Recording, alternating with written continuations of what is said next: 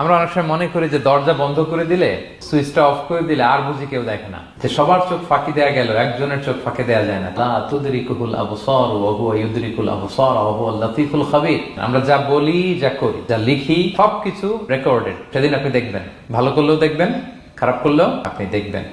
কারণ সবকিছু লিপিবদ্ধ হচ্ছে, সংরক্ষিত হচ্ছে। সূরা ইয়াসিনের 12 নম্বর আয়াত, আল্লাহ বলেন নাকতুবু মা কদ্দামু ওয়া আসারহুম। তারা যা আমল করেছে আমি লিখে রাখি, ওয়া আসারহুম, এবং যা তারা দুনিয়ার জন্য রেখে গিয়েছে তাও লিখে রাখি। এনি অ্যাকশন, এনি ইফেক্ট দে লেফট বিহাইন্ড, সাদাকায়ে জারিয়া বা গুনাহে জারিয়া। ওয়া নাকতুবু মা কদ্দামু, নিজে যা আমল করলাম আল্লাহ বলে এটাও লিখে রাখছি।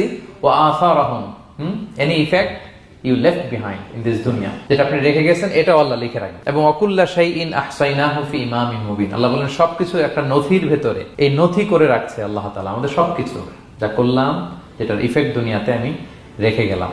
এবং অন্য আয়াতে আল্লাহ তাআলা বলছেন মা ইয়ালফিযু মিন কাওলিন ইল্লা লাদাইহি রাকীবুন আতীদ, আমি মুখ দিয়ে যা উচ্চারণ করি সব আল্লাহ তাআলা একজন পর্যবেক্ষক ফেরেশতার মাধ্যমে তুলে রাখেন। এখানে একটা স্পেশাল লকেট রেখেছেন আল্লাহ।